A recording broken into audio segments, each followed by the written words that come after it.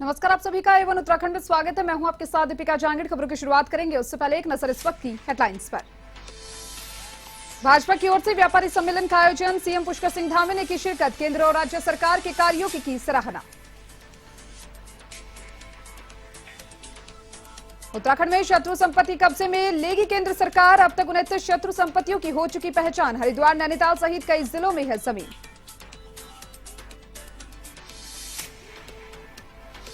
CM Dhami के संवाद कार्यक्रम में बड़ी घोषणा, ब्लॉक प्रमुखों का बढ़ेगा मानदेय। निधि बढ़ाने पर भी विचार। भाजपा प्रदेश प्रवक्ता ने ब्लॉक प्रमुख को बताया महत्वपूर्ण कड़ी।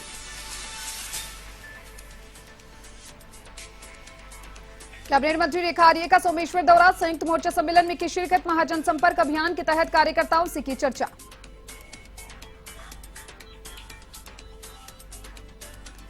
सुपरटेक ग्रुप के लिए बड़ी मुश्किल, 300 करोड़ का कर्ज नहीं चुकाने पर नोटिस चस्पा। हरिद्वार के पेंटागन मॉल की दुकानों पर चस्पा हुए नोटिस। मॉल के दुकानदारों को सताने लगी चिंता।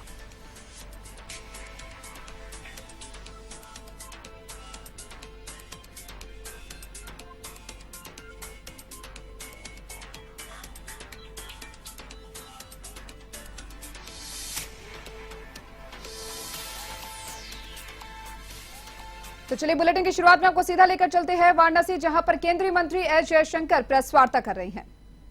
Really stands as one, and the including, I would say, concluding note we actually came to the last session was that the Indian presidency, again for many delegations, was cause of optimism.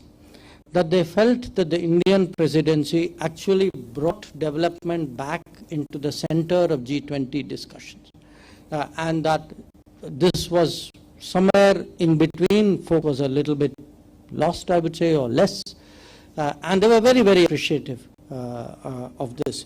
So this was really the thrust of the meeting developments. But I think my coming here and speaking to you, I should, of course, fully recognize the enormous support that we have got to hold this meeting in Varanasi. We had yesterday, most of us went for the Ganga Aarti, and almost everybody told me today morning in the meeting, before we went into the meeting, for them it was a unique experience. That if you know, other than the outcomes we got, everybody said when we go back, we will see that picture of Ganga Aarti in our minds. So for them, actually Kashi, Varanasi, made a very deep impression there, and in fact it highlighted this importance of understanding and appreciating other cultures. That today for a lot of countries see this thousands of years city, you know, with the layers of history which is so visibly expressed. I think that was a very moving experience. Even here, I would say that the handicrafts they saw, the folk dances they saw, the handlooms, this too was important. And yesterday evening, Chief Minister Yogi Adityanath ji was very gracious enough to come down to Varanasi to meet all of them, to interact with many delegation leaders. They appreciated it. I mean, I appreciated it again because I know the great effort which has gone into making this a successful meet, and the sense of pride today that Uttar Pradesh as a state and Varanasi as a city has in hosting this meeting. And this has been a fantastic partner in terms of our G20 efforts, and I really want to use this to underline my appreciation for what the Chief Minister and his team has done. So I think that would be a fair account of the meetings today. So if you have any questions, I would be very happy to answer that.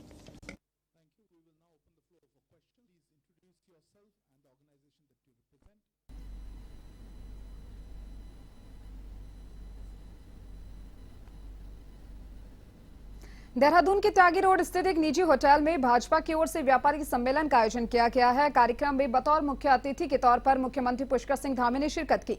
CM Pushkar Singh Dhami ने दीप प्रज्वलित कर कार्यक्रम का शुभारंभ किया और इस दौरान उन्होंने केंद्र और राज्य सरकार के कार्यों की जमकर सराहना की। वहीं मुख्यमंत्री ने पत्रकारों से वार्ता के दौरान कहा कि भाजपा को आगे बढ़ाने में व्यापारी भाइयों का महत्वपूर्ण योगदान है।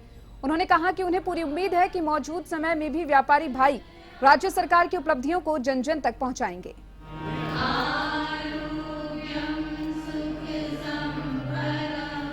अरे भाई साहब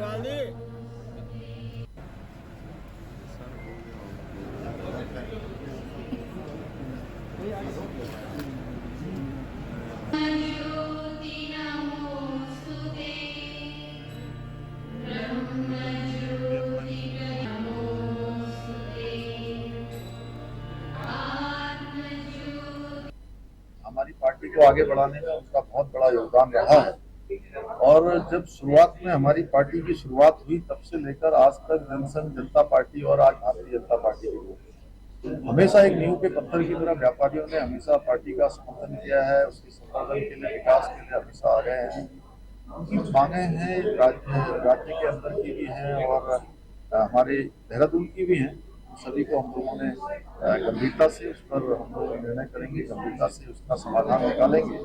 और आदरणीय प्रधानमंत्री मोदी जी का जो 9 वर्ष का कालखंड है, ये उत्कर्ष का कालखंड रहा है। इसमें हर वर्ग के लिए नीतियां बनाई गई हैं, कार्यक्रम बनाया गया है। इसमें व्यापारी वर्ग को चाहे उनकी सुरक्षा हो, चाहे उनका निवेश हो, चाहे उनका व्यापार बढ़ना हो। उत्तराखंड में मौजूदा शत्रु संपत्ति को सरकार के कब्जे में लिए जाने की कवायद तेज हो गई है। केंद्र सरकार ने ऐसी कुछ प्रॉपर्टी की लिस्ट राज्य सरकार को भेज दी, जबकि इसी तरह की कुछ अन्य प्रॉपर्टी के दस्तावेज भी खंगाले जा रही हैं। शत्रु संपत्ति का मामला 1969 से ही विवादित चल रहा है। वहीं केंद्रीय गृह मंत्रालय ने सभी राज्य सरकारों को ऐसी प्रॉपर्टी को अपने कब्जे में लेने के लिए कहा। भाजपा के प्रदेश प्रवक्ता विनोद सुयाल का कहना है कि केंद्र के पत्राचार के आधार पर प्रदेश की देहरादून, हरिद्वार, नैनीताल, उधम सिंह नगर और अल्मोड़ा में शत्रु संपत्ति की पहचान हो चुकी है, जिसके बाद गृह विभाग ने उक्त लिस्ट सभी जिलों को भेजते हुए कब्जा लेने को कहा है। आपको बता दें कि देहरादून के माजरा, मसूरी और चक्राता में भी इसी तरह की प्रॉपर्टी की पहचान हो चुकी है। हरिद्वार की बात अगर की जाए तो ज्वालापुर और भगवानपुर में ऐसी कई प्रॉपर्टी है। इधर नैनीताल, अल्मोड़ा, उधम सिंह नगर में कमर्शियल प्रॉपर्टी की पहचान इस श्रेणी में हुई है और इसी के साथ ही बाजार मूल्य करोड़ों में आंका जा रहा है। 1947 में बंटवारे के समय भारत पाकिस्तान युद्ध और भारत चीन के युद्ध के समय जो नागरिक भारत छोड़कर पाकिस्तान चले गए थे और चीन चले गए थे, उनके भारत में रह गई प्रॉपर्टी को शत्रु संपत्ति करार दिया जाता है। देश भर में 9,400 से अधिक शत्रु संपत्तियां हैं, तो वहीं उत्तराखंड में अब तक 69 शत्रु संपत्तियों की पहचान हो चुकी है। निश्चित रूप से जब भारत पाकिस्तान का विभाजन हुआ उस समय कुछ संपत्तियां जो यहाँ से बंटवारे में पाकिस्तान चले गए थे, उनकी संपत्तियां यहाँ छूट गई थी। सरकार ने निर्णय लिया है कि उनका चिन्हीकरण का अभियान के रूप में उसको लिया है। कुछ संपत्तियों का उसमें चिन्हीकरण हो चुका है और कुछ संपत्तियों का चिन्हीकरण होना अभी शेष है। सरकार शीघ्र ही उनका चिन्हीकरण करके उनको अपने मुख्यमंत्री पुष्कर सिंह धामी ने बड़ी घोषणा की है, जिसके अनुसार सरकार जल्द ही ब्लॉक प्रमुखों का मानदेय बढ़ाएगी। साथ ही उन्होंने ब्लॉक प्रमुखों की निधि भी बढ़ाए जाने और राज्य अतिथि गृह की सुविधा की देने की मांग का आंकलन कर उचित निर्णय लेने का आश्वासन भी दिया। इस पर बीजेपी के प्रदेश प्रवक्ता विनोद सुयाल ने कहा कि समाज के अंतिम व्यक्ति तक इन योजनाओं का लाभ पहुंचे। सरकार इन सभी मतों पर काम कर रही है। राज्य में कृषि, बागवानी, पर्यटन को लेकर अनेक कार्य किए जा रहे हैं। नई पर्यटन नीति भी राज्य सरकार लेकर आई है, जिसमें होम स्टे को तेजी से बढ़ावा दिया जा रहा है। सेब और कीवी मिशन पर तेजी से कार्य किए जा रहे हैं। दालचीनी और तिमुर को भी मिशन के रूप में लिया गया है।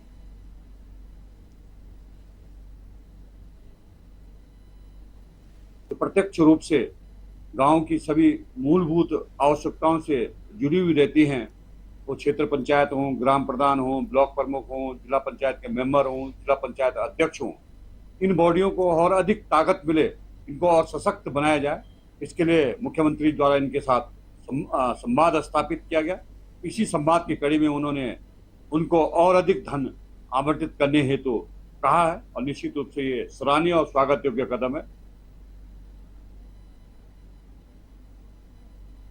मंगलौर क्षेत्र के अशोकापुरम कॉलोनी में दिन दहाड़े घर का ताला तोड़कर चोरों ने लाखों रुपए की चोरी की घटना को अंजाम दिया है। पीड़ित महिला ने बताया है कि वह सुबह घर का ताला लगाकर पड़ोस में गई हुई थी। पीड़िता ने घर वापस देखा आकर तो सामान बिखरा पड़ा हुआ था और इसी बीच अज्ञात चोरों ने घर का ताला तोड़कर घर में रखी अलमारी से लाखों रुपए कीमत के जेवर व कैश लेकर फरार हो गए। चोरों ने घर से जेवर और कैश व घर में रखी एलईडी टीवी भी चोरी कर ले गए। घटना की सूचना के बाद मौके पर पहुंची पुलिस पूरे मामले की छानबीन में जुटी है। कोतवाली प्रभारी मनोज मेनवाल ने बताया है कि चोरी का मामला सामने आया है।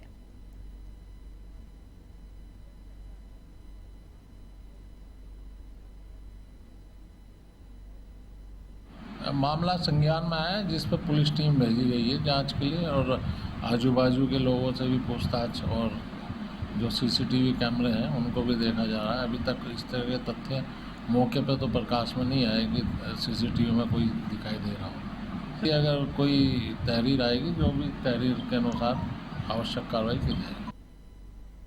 भाजपा के प्रदेश उपाध्यक्ष और झबरेड़ा विधानसभा से पूर्व विधायक देशराज कर्णवाल एक बार फिर विवादों में हैं। इस बार पूर्व विधायक देशराज ने पीएम मोदी और कांग्रेस नेता सोनिया गांधी के लिए जाति सूचक शब्दों का प्रयोग किया। दरअसल केंद्र सरकार के 9 साल पूरे होने पर भाजपा की महाजनसंपर्क अभियान जारी है। इसी कड़ी में पार्टी के प्रदेश उपाध्यक्ष देशराज कर्णवाल विकासनगर में कार्यकर्ताओं ने स्वागत किया। इस दौरान भाजपा नेता देशराज कर्णवाल ने केंद्र और प्रदेश की भाजपा सरकार की जमकर तारीफ की। वहीं मोदी सरकार की ओर से जनहित में चलाई गई योजनाओं का भी बखान किया। इस दौरान वायरल वीडियो को लेकर उनसे सवाल किया गया।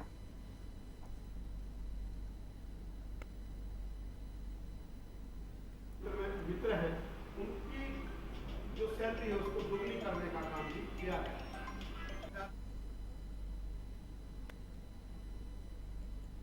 कैबिनेट मंत्री और सोमेश्वर विधायक रेखा आर्य अपनी विधानसभा के दौरे पर हैं और इसी कड़ी में शाही देवी मंडल की ग्राम सभा गोविंदपुर में मोदी सरकार के 9 वर्ष पूर्ण होने पर भाजपा के महाजनसंपर्क अभियान में शामिल हुए। संयुक्त मोर्चा सम्मेलन के कार्यक्रम का शुभारंभ दीप प्रज्वलन और वंदे मातरम के साथ हुआ। इस दौरान मंत्री रेखा आर्य ने कार्यकर्ताओं को संबोधित करते हुए केंद्र सरकार की उपलब्धियां गिनाई, साथ ही सरकार की विभिन्न जनकल्याणकारी योजनाओं पर विस्तार पूर्वक चर्चा की। मंत्री रेखा आर्य ने कहा कि 9 वर्ष में पीएम मोदी के कुशल नेतृत्व में देश ने अभूतपूर्व उपलब्धियां हासिल की हैं और उन्हीं के मार्गदर्शन में हमारा प्रदेश भी उन्नति के पथ पर अग्रसर है। इस अवसर पर जिला अध्यक्ष रमेश बहुगुणा, जिला मंत्री कन्नू शाह, महाजनसंपर्क अभियान के जिला संयोजक ललित दोसात, महिला मोर्चा जिला अध्यक्ष लीला बोरा सहित सभी कार्यकर्ता मौजूद रहे। प्रधानमंत्री मोदी जी के नेतृत्व में 9 साल केंद्र में हमारी सरकार ने पूर्ण किए हैं। उन 9 सालों में किस प्रकार से एक आम जनमानस के लिए सरकार ने कार्य किए हैं उसे जन जन तक हम पहुंचाने का काम करें। उसके निमित्त 30 मई से लेकर 30 जून तक भारतीय जनता पार्टी के संगठन ने यह तय किया है कि विभिन्न प्रकार के कार्यक्रमों के माध्यम से इसको लोगों तक पहुंचाया जाएगा और कल ही वरिष्ठ कार्यकर्ता सम्मेलन किया। उत्तराखंड के पूर्व मुख्यमंत्री हरीश रावत प्रदेश सरकार को समय समय पर गुड गवर्नेंस का सुझाव देते रहते हैं और इस बार उन्होंने 4 धाम यात्रा को व्यवस्थित और सुचारू बनाने के लिए मुख्यमंत्री धामी को सुझाव दिया है। आपको बता दें कि पूर्व सीएम हरीश रावत ने मुख्यमंत्री पुष्कर सिंह धामी को 4 धाम यात्रा में फैली अव्यवस्थाओं को लेकर सुझाव दिया कि वह हर तीसरे दिन 4 धाम यात्रा की व्यवस्था की समीक्षा करें। उनके सुझाव पर बीजेपी ने तंज कसते हुए कहा कि हरीश रावत अपनी राजनीति चमकाने के लिए बयानबाजी करते रहते हैं। भाजपा प्रदेश प्रवक्ता विनोद सुयाल ने कहा कि हरीश रावत को अच्छे कामों के लिए सरकार की पीठ थपथपानी चाहिए, राज्य हित में सकारात्मक बातों पर ध्यान देना चाहिए। कोई 4 धाम यात्रा संचालन की नीति नहीं है, कोई कार्यक्रम नहीं है, कोई समझ नहीं है और इसीलिए मैंने मुख्यमंत्री जी कहा था कि हर तीसरे दिन आप मॉनिटरिंग करिए 4 धाम यात्रा की और जो खामियां पिछली मॉनिटरिंग में सामने आई है उनका निराकरण हो रहा है नहीं हो रहा है। यदि नहीं हो रहा है तो संबंधित लोगों को उसके लिए दंडित करिए। यहाँ तो हर कोई विशेषज्ञ बना पड़ा है, व्यवस्था बनाने में लगा पड़ा है। जिस तरह से सरकार ने बहुत अच्छे ढंग से व्यवस्थाएं की है और इस समय रिकॉर्ड तीर्थयात्री इस समय उत्तराखंड आ रहे हैं। उत्तराखंड के सभी वर्ग, व्यापारी से लेकर परिवहन से लेकर सबके चेहरे पर सुंदर मुस्कान है। उत्तराखंड तीर्थाटन का हब बनता जा रहा है। हरीश रावत जी को मेरी सलाह है कि अच्छे कामों के लिए उन्हें सरकार की पीठ थपथपानी चाहिए और राज्य के हित में उन्हें सकारात्मक बातों की तरफ अपना ध्यान देना चाहिए। हल्द्वानी में भाजपा के महाजनसंपर्क अभियान के तहत MBPG कॉलेज के सभागार में भाजपा द्वारा संयुक्त मोर्चा सम्मेलन आयोजित किया गया और इस दौरान 2024 के लोकसभा चुनाव के मद्देनजर केंद्र सरकार के 9 वर्ष पूर्ण होने पर केंद्र सरकार की उपलब्धियों को कार्यकर्ताओं से घर घर पहुंचाने का आह्वान किया गया। भाजपा के पूर्व प्रदेश महामंत्री गजराज बिष्ट ने कहा कि संयुक्त मोर्चा के इस सम्मेलन में सभी मोर्चा के कार्यकर्ताओं और पदाधिकारियों को निर्देशित किया गया है कि वह महाजनसंपर्क अभियान में घर घर जाकर प्रधानमंत्री नरेंद्र मोदी के नेतृत्व में चल रही केंद्र सरकार की उपलब्धियों को जनता तक पहुंचाए। ऐसे स्पोर्ट्समैन और अपने उत्तरी मंडल के अध्यक्ष आदरणीय आदरणीय किशोर जी, यहाँ उपस्थित हमारे पूर्व में पूरे देश के अंदर महाजनसंपर्क अभियान प्रारंभ हो चुका है और उसी के तहत आज हल्द्वानी विधानसभा का संयुक्त मोर्चे का सम्मेलन यहाँ पर हो रहा है। 2024 को देखते हुए 9 साल की जो हमने 9 साल में उपलब्धियाँ की हैं माननीय मोदी जी के नेतृत्व में पूरे देश के अंदर, उन सभी उपलब्धियों को हम जन जन तक पहुँचा रहे हैं और जो पूरे सभी मोर्चों को आज निर्देशित भी किया जाए कि वो घर घर संपर्क करके जो माननीय मोदी जी के नेतृत्व में कार्य हुए हैं उन सबको उनके घरों तक पहुँचाएँ। अतिक्रमण के नाम पर उत्तराखंड में अधिकारी उत्पीड़न करने का काम कर रही हैं। जसपुर से विधायक आदेश चौहान ने कहा कि चक्राता विधायक प्रीतम सिंह, पूर्व महानगर अध्यक्ष लालचंद शर्मा, पूर्व राजपुर विधायक राजकुमार के साथ उनका प्रतिनिधिमंडल मुख्यमंत्री पुष्कर सिंह धामी से मिला। पिछले 50 वर्षों से जो लोग एक जगह पर रह रहे हैं उनकी बसावट इतनी पुरानी है। उत्तराखंड के अधिकारी अतिक्रमण के नाम पर हर धर्मिता दिखाने का काम कर रही है। उन्होंने बताया कि 30 साल पहले नगर पालिका जसपुर में 4 दुकानें लीज पर दी थी, उनको अभी हाल ही में अतिक्रमण के नाम पर तोड़ दिया गया। जब उनसे सूचना मांगी गई तो एसडीएम ने कोई जवाब नहीं दिया। इन्हीं मांगों को लेकर अब मुख्यमंत्री से मिले हैं। क्योंकि उसने स्पष्ट बोल दिया था कि पुरानी बसावटों को नहीं हटाया जाएगा, लेकिन अधिकारियों ने इसकी हठधर्मिता दिखाई। और मैं एक उदाहरण देना चाहता हूं कि 1985 में एक व्यक्ति को 287 नंबर में पट्टा दिया गया, तत्कालीन तहसीलदार ने उसको नाप के जमीन दी और बसा दिया। और आज जो डीएम है, जिलाधिकारी उप जिलाधिकारी है, उसने उसको 290 नंबर बताकर तोड़ दिया। मैंने कहा भाई या तो उस टाइम के तहसीलदार गलत थे या आज के एसडीएम गलत है। इसकी जांच होनी चाहिए, क्योंकि जो नाप के जमीन भूमि दी गई उस व्यक्ति ने वहां मकान बनाया, उसके बाद पट्टा आज भी है। तो इस तरह का उत्पीड़न हो रहा है। इस तरह नगर पालिका जसपुर में हुआ कि जो 4 दुकानें नगर पालिका ने 30 साल पहले लीज पे दी हैं, किराए पे दे रखी थी, उनको अतिक्रमण बताकर तोड़ दिया गया। जबकि उनसे सूचना मांगी गई भाई किसका आदेश था, तो एसडीएम महोदय ने उसके जवाब नहीं दिया। तो इस तरह की कार्रवाई में चारधाम यात्रा और बच्चों की छुट्टियों के चलते क्षेत्र में जाम की स्थिति बनी हुई है, जिससे स्थानीय लोगों को परेशानियों का सामना करना पड़ता है। तो वहीं अलग अलग राज्यों से गंगा स्नान के लिए आ रहे श्रद्धालुओं को भी काफी दिक्कतों का सामना करना पड़ता है। सड़कों पर लगने वाले जाम को देखते हुए एसएसपी सहित आला अधिकारियों के साथ यातायात की कमान संभाल रही है। एसएसपी अजय सिंह ने शंकराचार्य चौक से लेकर दूधाधारी चौक तक बाइक से निरीक्षण किया। इधर एसएसपी को बाइक पर देखकर पुलिसकर्मियों के होश उड़ गए। निरीक्षण के दौरान एसएसपी ने लोगों से फीडबैक लिया, साथ ही वाहनों के लिए बनी पार्किंग का भी निरीक्षण किया। निरंतर जो मॉनिटरिंग रहती है अधिकारियों की, कटने लगे ऊपर कोरोना की अभी बात कर रहे हैं। समस्या अभी इधर भी ट्रैफिक ज़्यादा बढ़ गया और चारधाम यात्रा भी थी, हमारे यहाँ बहुत सारे स्नान मेले भी पड़ते रहते हैं। आगे कांवड़ यात्रा भी शुरू होने वाली है। तो ग्राउंड पर जाकर वैसे तो बात होती है, लेकिन ग्राउंड पर जाकर जब उन समस्याओं को समझते हैं तो कहीं ना कहीं छोटे मोटे समाधान से जो है ट्रैफिक को राहत मिल सकती है। और इधर भी काफ़ी ज़्यादा संख्या में यातायात मतलब दबाव रहा है, इसलिए क्योंकि काफ़ी सारी संख्या में वाहन है। लालकुआ के हल्दूचोड़ में national union of journalist India Uttarakhand की हल्दूचोड़ इकाई की ओर से कार्यक्रम का आयोजन हुआ है, जिसके तहत आदर्श प्रेस क्लब हल्दूचोड़ में दृष्टि centre for advance I care के सहयोग से निःशुल्क नेत्र शिविर का आयोजन हुआ, जिसमें 65 मरीजों के नेत्र संबंधित बीमारियों की जांच कर उचित परामर्श दिया गया। इस दौरान सीनियर ऑप्टोमिस्ट सुमित कुमार और ऑप्टोमेट्रिस्ट कमलेश माजिला ने बताया कि आधुनिक युग की भागम भाग वाली जिंदगी में खान पान, हवा व पानी का उचित ध्यान रखना चाहिए। मनुष्य ने शारीरिक श्रम छोड़ दिया है और अपना ज्यादा से ज्यादा समय मोबाइल पर बिताता है, जिसके कारण आंखों की परेशानियां बढ़ रही है। इस मौके पर एनयूजीआई के प्रदेश अध्यक्ष संजय तलवार ने कहा कि देश के सबसे बड़े पत्रकार संगठन एनयूजीआई समाज के हितार्थ समय समय पर निःशुल्क स्वास्थ्य शिविरों सहित जन सरोकार से जुड़े आयोजन करता रहता है।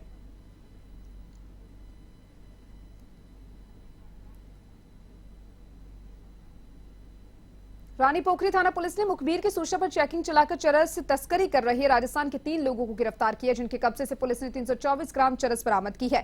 चरस तस्करी में इस्तेमाल कार को पुलिस ने कब्जे में लेकर सीज कर दिया। आरोपियों के खिलाफ पुलिस ने मुकदमा दर्ज कर लिया है। आरोपियों की पहचान कपूर सूरज और आरव निवासी भरतपुर राजस्थान के रूप में हुई है।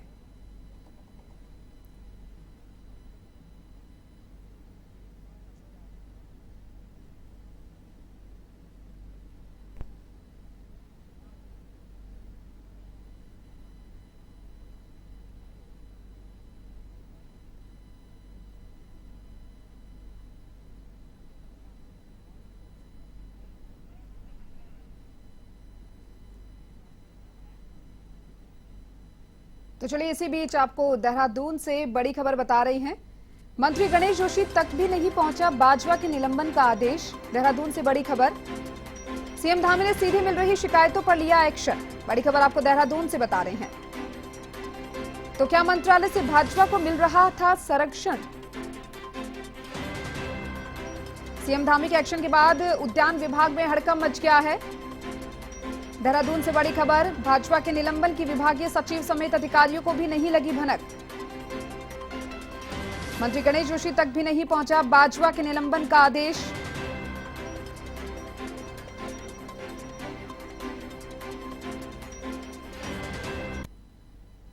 तो चलिए इसके बाद एक और आपको बड़ी खबर देहरादून से बता रहे हैं। सीएम धामी का भ्रष्टाचार पर प्रहार सामने आया है। मुख्यमंत्री पुष्कर सिंह धामी भ्रष्टाचार को लेकर सतर्क। उद्यान निदेशक हरविंदर बवेजा को किया सस्पेंड। उद्यान निदेशक हरविंदर बवेजा को सस्पेंड कर दिया है। जल्द जारी लिखित आदेश जल्द जारी हो सकते हैं।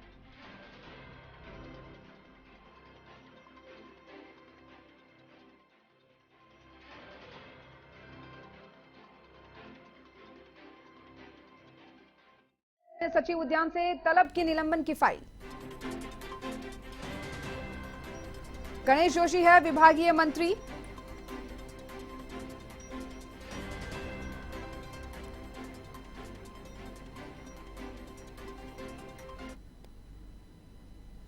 तो वहीं पुलिस ने वाहन चोरी का खुलासा करते हुए चोरी की 5 बाइक के साथ एक आरोपी को गिरफ्तार कर लिया है। पुलिस आरोपी के एक अन्य साथी की तलाश में जुटी हुई है। गदरपुर थाने में सीओ भूपेंद्र सिंह भंडारी ने वाहन चोरी मामले का खुलासा किया।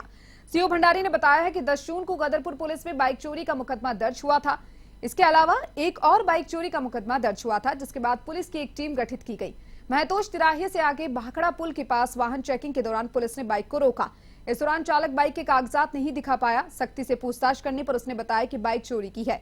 पुलिस ने आरोपी की निशानदेही पर एनडीआरएफ परिषद मार्ग से झाड़ियों में छुपाकर रखी गई 4 अन्य बाइक भी बरामद की।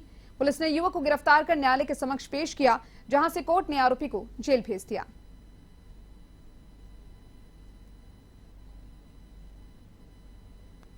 दस 6/2022 को महतोश मोड़ पर हमारी टीम जो है चेकिंग कर रही थी, तो उसी दौरान पे बिना हेलमेट का एक मोटरसाइकिल चालक वहाँ आया, उसको रोका, उससे गाड़ी के कागज मांगे तो उसको आनाकानी करने लगा। उसके पास गाड़ी के कागज नहीं थे। सख्ताई से उससे पूछताछ करने लगे तो वो पूछताछ में उसके द्वारा बताया गया कि साहब ये मोटरसाइकिल जो है चोरी की है और मेरे द्वारा चोरी की गई है। इसमें हमने यही नहीं कि बल्कि 2-3 4-5 मोटरसाइकिलें और चोरी की हैं, जिसमें मेरा एक साथी सानू पुत्र मोहम्मद अली, वो डोंगपुरी का निवासी है। तो हमने 5 मोटरसाइकिलें चोरी की हैं। जो एनडीआरएफ का जो कैंप है उसके बगल में जो एक फील्ड है उसके साथ में झाड़ियां हैं, वो झाड़ियों में जो है हमने छुपा करके रखी है। उत्तराखंड में सुपरटेक ग्रुप को तगड़ा झटका लगा है। 300 करोड़ का कर्ज नहीं चुकाने पर बैंक ने ग्रुप के खिलाफ नोटिस चस्पा किया। हरिद्वार के सिडकुल स्थित पेंटागन मॉल की दुकानों पर बैंक की ओर से नोटिस लगाया गया, जिसके बाद से दुकानदार परेशान हो गए। नोटिस में बैंक की ओर से लिखा गया कि अगर 15 दिन के अंदर कर्ज नहीं चुकाया गया तो बड़ी कार्रवाई की जाएगी। बता दें कि बैंक का करीब 300 करोड़ रुपए का कर्ज पेंटागन मॉल पर बकाया है और इस मॉल का स्वामित्व रखने वाली कंपनी सुपरटेक इंफ्रास्ट्रक्चर को लोन की अदायगी के लिए 15 दिन का समय दिया गया है। इधर नोटिस के बाद दुकानदार भी चिंतित हो गए। उन्हें डर है कि लाखों करोड़ों लगाने के बाद उनकी दुकानें बंद ना हो जाए। साल 2022 से बैंक लगातार मॉल प्रबंधन की नोटिस देता आ रहा है, जिसके बाद अब 22 जून को पेंटागन मॉल पर कब्जे की कार्रवाई होगी।